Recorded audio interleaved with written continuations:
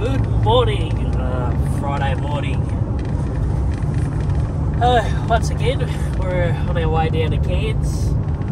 Had to use the shop vehicle, so we're going to pick up our vehicle once again. I think this is for the third time now. After an unfortunate incident in Hopevale. Yeah, while we're there, we've got a bit of run around to do. Still some stuff to new furniture and that for the new house. Pick up a few odds and bods. Run to a computer shop. Go to the office. Anyway, pretty full on next couple of days. So yeah, hopefully we'll have our car back this afternoon. And happy sailing. Cheers.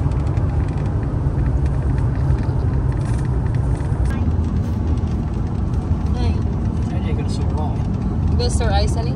Can I see? Ah, no. Itchy? You mean itchy? Yeah.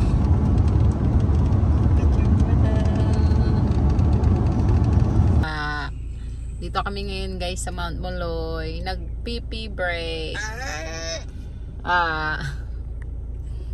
This guy's got to go to the toilet, Jay. And I'll tell Jonas when he gets here when I go. Jackson. Not bloody wait till we get back and then go. Jackson. Yeah. Jackson. Yeah, just to do it again here. Who's that? Yeah, no, not you now. Who's that? Jackson. Who's that? Who's that? Huh? Who's this? A baby. I think he's doing a poop. Mariba na kami guys. Yay! After Mariba, Smithville.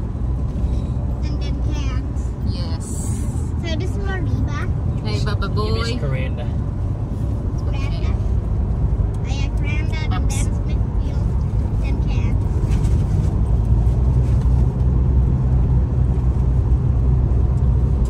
Dito na kami guys sa Cairns. Dito na rin kami sa Smash Repair.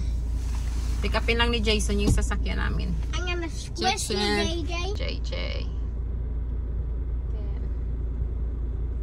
Magbabayad lang siya sa sa excess. Ma, why did JJ yell? Ma, Smash. Ma. Guys, yung sasakyan namin. Ayan na. Guys, finally, nasa na kami. Dito na kami sa accommodation. Grabe, napagod kami. Sobrang init sa labas. Si Jason umalis, pumunta ng office. May kasi yun, may meeting. Pagkatapos niya sa office, punta siya dun sa bahay na binili namin. Kasi meet up niya yung may-ari na binilhan namin ng bahay. Kasi magpapaturo siya sa paano ba doon na sa solar tsaka yung sa swimming pool na machine doon. Tapos magbabayad din siya ng mga gamit sa furniture na binili namin. Tapos mag-pick up siya after doon sa bahay na binilhan namin. Mag-pick up siya ng yung entertainment TV ba yun? Yung lalagyan ba ng TV? Pick upin niya yun. Tapos i-drop namin bukas doon sa sa storage dun sa sa office. Baba. Babi. Dinadala niya kami. Sabi ko, ayoko Natamad ako na. Napagod ako.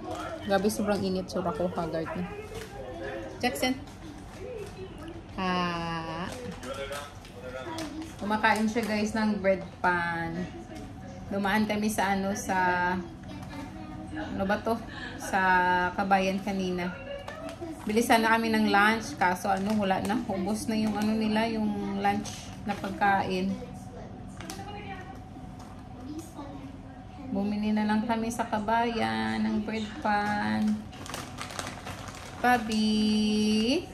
Morning guys! Dito kami ngayon sa DW. That's my coffee.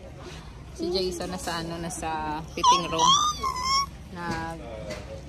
Susukat ng niya ng It's only 2 weeks, 2 days till JJ's birthday. Susukat ng slacks niya para sa trabaho next week. JJ. Say hi. Ano si JJ? That's him. Kasi gusto niya kumain ng ice cream. Sabi ko, hindi siya pwede kumain ng ice cream kasi sobrang aga pa.